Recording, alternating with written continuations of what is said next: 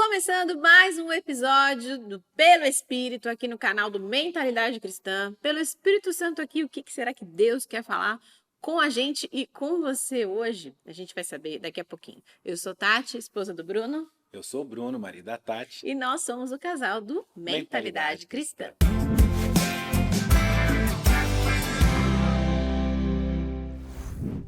Eita, vamos lá, hein? Mais um. Se esse é o primeiro, vai assistir os outros também depois, tá bom? Sim, tem vários já publicados aqui no nosso canal do YouTube. Inclusive, se você reparar, toda quarta-feira, 8 da noite, vai ao ar um episódio. Então já se prepara, bota aí no alarme do celular e tudo para você já pegar assim que sair. É uma série nova chamada Pelo Espírito, mas a gente tem vários outros vídeos também no canal do Mentalidade. Aliás, eu estava me lembrando esses dias que o canal do Mentalidade deve ter uns 3 ou 4 anos. Verdade. Sabia? Então, tem bastante, porque a gente gravava na outra casa. É verdade, sim. Então Faz bastante tempo. Faz. E muita coisa lá, tá? Então, assim, são nossas conversas, são nossas reflexões sobre como é ser cristão nos dias de hoje. A verdade é essa, sabe? E essa série nova, a gente deixa o Espírito Santo falar conosco, com você, do jeito que ele quiser, de uma palavra que a gente não preparou, tá? Realmente é movido pelo Espírito Santo. Então, ora com a gente agora para que o Espírito Santo possa falar conosco, tá bom? Espírito Santo de Deus, nós estamos aqui agora na sua presença para sermos instrumentos, para que o Senhor nos direcione, nos mostre, fale por meio de nós, nos diminua e aumente o Senhor. Nós somos apenas instrumentos de Deus e queremos ser usados cada vez mais. Te agradecemos em nome de Jesus. Amém. Amém. Vamos lá, vamos ver qual que é a palavra aqui. Romanos. Romanos, capítulo 4. Capítulo 4? Não, capítulo 3. Romanos, capítulo 3, versículo 1. Aqui, ó. Romanos 3, 1. Ok? E diz assim, Paulo responde a objeções. Qual é então a vantagem do judeu? Ou qual a utilidade da circuncisão? Muita sobre todos os aspectos, principalmente porque os judeus foram confiados os oráculos de Deus. E então, se alguns não creram, será que a incredulidade deles anulará a fidelidade de Deus? De modo nenhum. Seja Deus verdadeiro e todo ser humano mentiroso, como está escrito, para que seja justificado nas tuas palavras e venha vencer quando fores julgado. Mas se a nossa injustiça evidencia a justiça de Deus, que diremos? Seria Deus injusto por aplicar a sua ira? Falo em termos humanos. É claro que não. Do contrário, como Deus julgará o mundo? E se a minha mentira faz com que aumente a verdade de Deus para a sua glória, por que ainda sou condenado como pecador?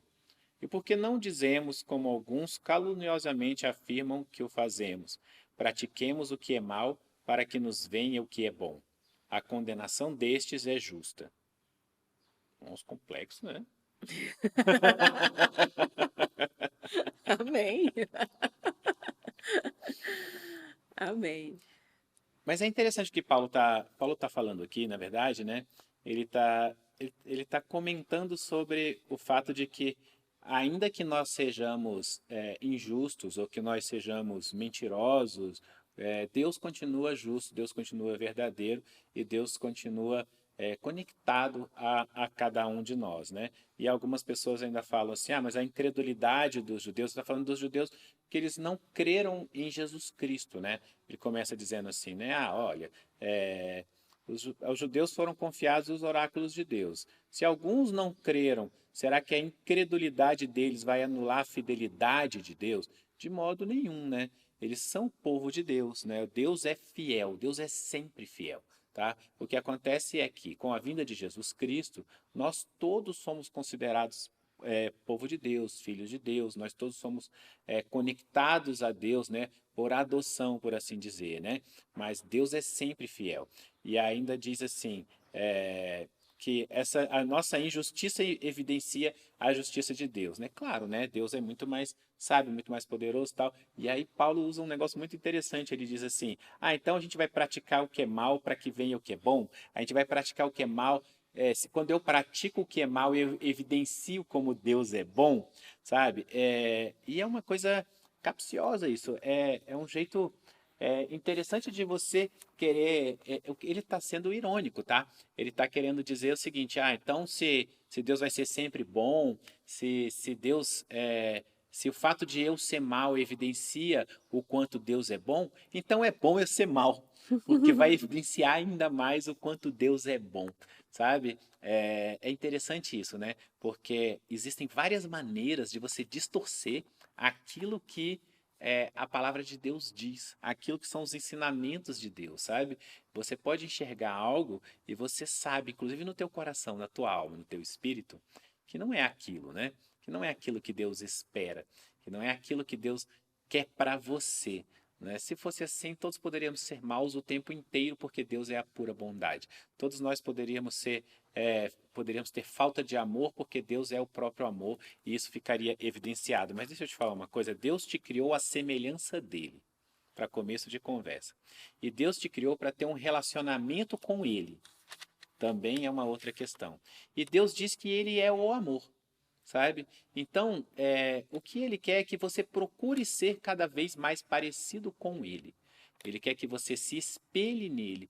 Você nunca vai ser como Deus, você nunca vai ser parecido com Deus, mas você vai procurar ser parecido. Você vai procurar ser mais igual a Deus. Você vai procurar o caminho de Deus. Até porque algumas pessoas dizem que não, o mal é a ausência do bem. Sabe? O ódio é a ausência do amor. Se Deus é o bem, se Deus é o amor, você praticar o mal e você significa ausência de Deus. Sabe? É você tirar Deus de você e deixar aquilo que não é Deus agir, que é o mal, que é a mentira. Não é você não está evidenciando o caráter bom de Deus, o caráter amoroso de Deus. Você está se esvaindo, tirando Deus de você. E olha, vou colocar aqui no contexto para você. Quando você pega uma passagem bíblica, às vezes fora do contexto, é mais difícil compreender. Mas eu fui aqui no contexto, me lembrei das leituras que eu já tinha feito de Romanos. Bom, quem escreveu Romanos foi Paulo. Paulo estava escrevendo aquelas cartas para as igrejas que tinham ali, para que eles pudessem se consertar, para que eles pudessem se corrigir. E ele começou a falar em Romanos como que eles eram pecadores. E é isso que ele fala, nós somos todos pecadores. Aqui, ó, na continuação do que você leu, ele fala assim: o que se conclui? Que nós temos alguma vantagem? Não, de forma nenhuma, pois já temos demonstrado que todos, tanto os judeus como gregos, estão debaixo do pecado. Ou seja, e aí ele vem colocando essa questão de que todos nós somos pecadores, ou seja, eu, você, gregos, judeus, todos nós somos povos de Deus. E que nós não somos justificados por obra. O que isso quer dizer? Quando você lê isso na palavra, ele vai falar assim, ó: ora, sabemos que tudo o que a lei diz é dito aos que viverem sobre a lei, para que toda boca se cale e todo mundo seja culpável diante de Deus. Porque ninguém será justificado diante de Deus por obra da lei, pois pela lei vem o pleno conhecimento do pecado. E pelo que nós somos justificados hoje? Pela fé.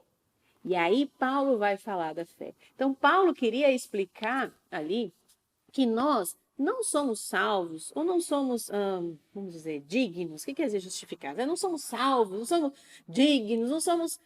Deus não nos dá a graça da salvação por aquilo que nós fazemos.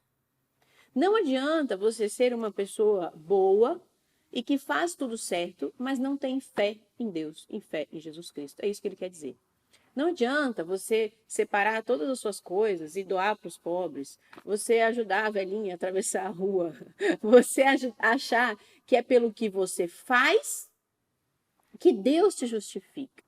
Porque nós somos justificados pela fé. Quer dizer que você vai ser mal, vai fazer tudo errado? Não. Tá? Porque a fé não anula a lei também. Ele fala aqui. Só que se você pensa que você tá tudo bem. Às vezes eu chego para algumas pessoas e algumas pessoas falam assim: não, mas tá tudo bem.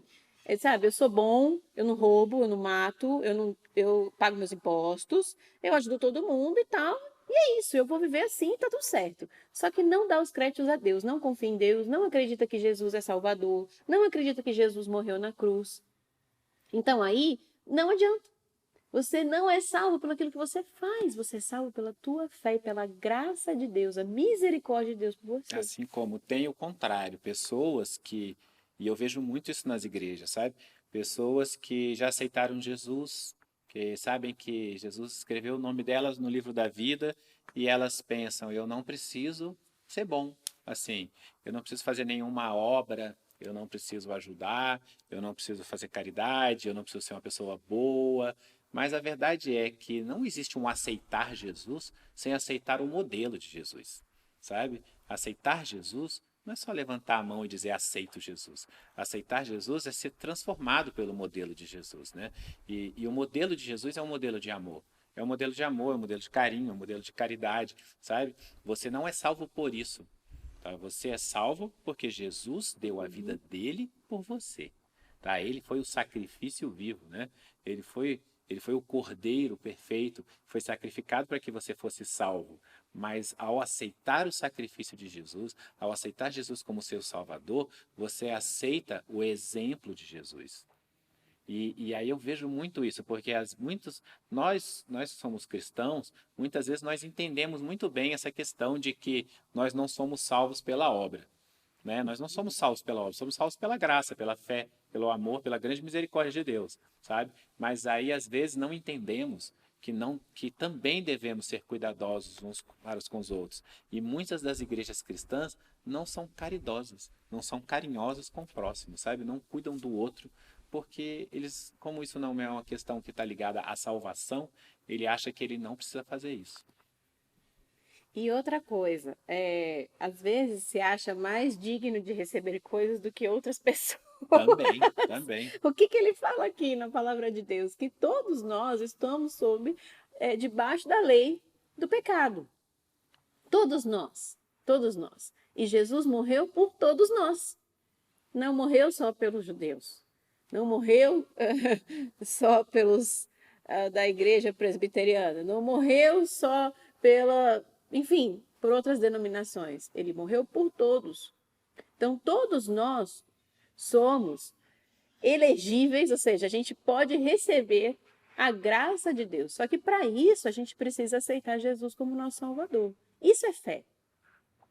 E aí depois, no decorrer daqui do capítulo, se não me engano é capítulo 11, ele vai falar o que é fé, que é uma definição muito linda de fé. Eu acredito que é no capítulo 11. Se não for no 11, depois eu pego para vocês e coloco aqui na descrição. Que ele fala da fé. Não encontrei aqui agora, mas ele fala da fé, que a fé é aquilo que você crê naquilo que você não vê, não é? Você não viu Jesus sendo sacrificado, você muitas vezes não vê Deus, você não vê as coisas acontecendo, mas você crê. Você crê naquilo que é o impossível para a tua vida. E é por isso que nós somos salvos, por isso que nós somos justificados pela fé. Porque nós cremos que Jesus morreu por nós. Nós não estávamos lá, a gente não viu isso, mas nós cremos que Jesus morreu por nós e que Deus, na sua misericórdia, teve esse plano para salvar a todos nós que somos pecadores. E isso vai se expandir para todos nós. Não é grego, não é judeu, ele está falando aqui, não é romano, não é um tipo só de pessoas. Todos nós fomos salvos por Cristo. E sabe, isso me remete, às vezes quando a gente tem uma pessoa em que ela é nossa inimiga aqui na Terra, não, vamos lá, que às vezes é um chefe, às vezes é um ladrão que roubou tua casa, alguém que te fez mal, alguém que abusou de você, alguém que te bateu, a mulher que foi amante do teu marido. Vamos colocar aqui várias situações em que realmente aquela pessoa, ela tá ali representando um inimigo pra gente, né? Nós temos sempre que entender que ela também foi salva por Jesus. Jesus também morreu na cruz por ela.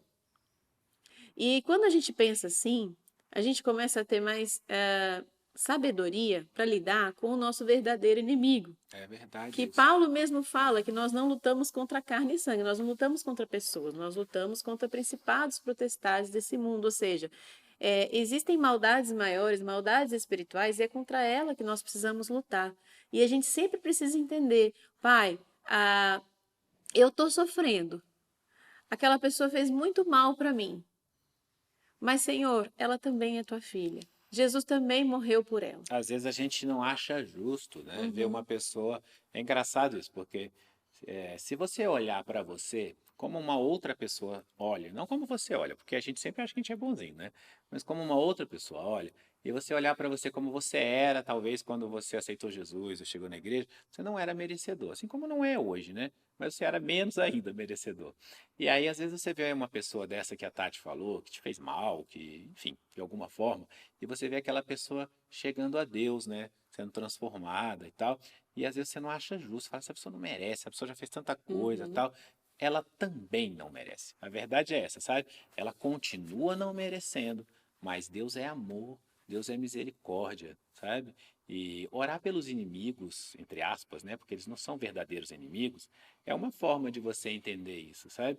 Às vezes você tem um ódio, você tem uma tristeza, você tem um rancor por alguém e você começar a orar por aquela pessoa, limpa o teu coração, sabe? E você pode orar para que Deus limpe o coração daquela pessoa com relação a você. Significa que vocês vão ser melhores amigos? Não. Significa que você está agindo cada vez mais parecido com Deus, que é ter essa misericórdia, ter esse amor, né? Eu olho para o Bruno de hoje e eu vejo que tem várias coisas que tem no Bruno de hoje que não tinham no Bruno de ontem e que essas coisas não eram naturais do Bruno. São coisas que foram trazidas pelo Espírito Santo.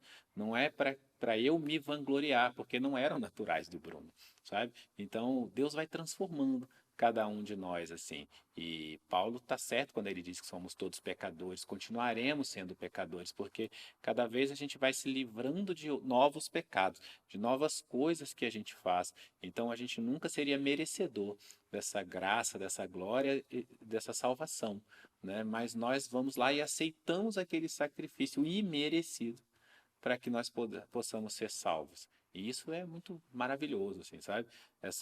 O Novo Testamento, a nova aliança, né? É isso, né? É você ser salvo por esse plano de resgate de Deus, né? Deus resgata você do pecado original de Adão, né? Então ele vem e tem esse plano para te resgatar, independentemente de quem você é. Agora é interessante isso, porque Paulo está batendo nessa tecla de que nós nunca seremos bons o suficiente, mas é bom a gente entender que a gente também precisa tentar ser bom, sabe? Porque por amor a Deus, por amor a esse Deus que te amou mesmo sem você merecer. Ele fala aqui, ó, visto que Deus é um só, o qual justificará o circunciso a partir da fé e o incircunciso por meio da fé, ou seja, todos por meio da fé. Anulamos então a lei por meio da fé? De modo algum, pelo contrário, confirmamos a lei, ou seja, você é justificado pela fé, mas você não anula a lei, você tem que viver a lei, você tem que viver corretamente, você tem que viver em Cristo, você tem que viver corretamente nesse mundo. Só que não é só viver corretamente nesse mundo que vai te salvar, você precisa da fé. Então, para resumir aqui esse tema, às vezes é um pouco complexo a gente entender, às vezes, a linguagem de Paulo, mas o que ele quer dizer aqui? Todos nós somos pecadores. Todos nós somos pecadores. Não adianta você querer dizer que você não é pecador, tá? Ao fato de você começar a fazer as coisas certas, sendo você grego, romano, seja quem for, não é o que vai te dar acesso a Deus. O que te dá acesso a Deus é a fé. Fé em Cristo Jesus. Fé que Jesus morreu pelos teus pecados. Você tem acesso a Deus e você é justificado pela fé. E não é porque você é justificado pela fé que você tem que viver de maneira errada, muito pelo contrário. O que você fez com a fé vai confirmar o jeito que você vive aqui nesse mundo, porque não tem como você aceitar Jesus, viver pela fé, ter um Deus como seu Deus maior e viver fazendo um monte de coisa errada. Não tem como Jesus morar dentro de você e você continuar fazendo um monte de coisa errada. Não tem como. Uma pessoa que ela é nascida de novo, ela nasce de novo para tudo na vida dela. Então você começa a entender que você começa a deixar os pecados de lado, você começa a fazer coisas melhores, começa a ser uma pessoa melhor. Por que você teve fé? Porque você aceitou a Jesus. Isso é muito importante de você entender. E que a salvação, ela está disponível a todos. Você só precisa crer, ter fé naquilo que você não vê. Naquilo que você, às vezes, não entende. Mas isso é fé. Porque se fosse fácil entender, se você estivesse vendo assim, eu tenho fé que o Bruno está de camisa preta. Não precisava de Não é fé. fé. Eu tenho que ter fé naquilo que eu ainda não vejo, ainda que eu não concebo, não entendo, mas eu creio. É isso que Deus está esperando de você, que você creia nele, que você entenda que você é pecador e que você precisa dele, que você precisa ter fé nele para que você possa ser salvo. E que por isso também vai fazer obras boas, mas que não são as obras boas que vão te salvar. Amém? E olha, a gente teve uma ajudinha aqui para lembrar onde é que estava a definição da fé. Estava no 11 mesmo, mas é em Hebreus. Você sabia que Paulo tinha escrito que estava no 11, mas era em Hebreus. E eu vou ler para você, Hebreus 11. Ora, a fé é a certeza de coisas que se esperam, a convicção de fatos que não se veem, pois pela fé os antigos obtiveram bom testemunho. Pela fé entendemos que o universo foi firmado pela palavra de Deus, de maneira que o visível veio existir das coisas que não são visíveis. É linda essa definição de fé. Olha, é a certeza, não é a será que vai ou será que não? É a certeza das coisas que se esperam. É a convicção de fatos que não se veem. Ou seja, você precisa ter fé. Você precisa aumentar a tua fé. Às vezes a gente fica esperando fatos para ter fé, esperando acontecimentos para ter fé. Deus não quer isso, porque essa não é a definição de fé. Deus te dá a definição de fé. É a certeza, não é a dúvida. É aquilo que não se vê, mas você sabe que vai acontecer. Porque daquilo que não se via, foi que existiu aquilo que hoje se vê. Né? O mundo não existia. A gente não via o mundo. E Deus criou o mundo a partir daquilo que a gente não via. E hoje a gente vê. Olha só que lindo. Você precisa aumentar a tua fé. Saber que ser bom nesse mundo não é suficiente. Pedir perdão pelos teus pecados não é suficiente. Reconhecer que você é pecador é ótimo, mas não é suficiente. Você precisa da fé. Você precisa acreditar naquilo que você não viu. Precisa acreditar e ter certeza que Jesus é o teu Salvador e que Deus está por você. Amém? Amém. Que Jesus possa fortalecer a tua fé. Tem um louvor que se chama Rompendo em Fé, que eu gosto muito. Que é assim que nós temos que viver. Rompendo em fé, justificados pela fé. Vindo você de onde você veio, da família que você tenha vindo. Sabe, às vezes tem pessoas que vêm de fés totalmente diferentes, tem criação totalmente diferente. Deus está falando aqui para você, olha, eu sou para você. Do jeito que eu fui para o povo judeu, do jeito que eu sou para o Bruno Pratache, do jeito que eu sou para a igreja X, para a igreja Y, para a igreja Z, eu estou aqui porque eu sou um só. E se você tiver fé em mim, eu vou mudar a tua vida. Eu vou fazer acontecer na tua história. É isso que ele quer dizer para você.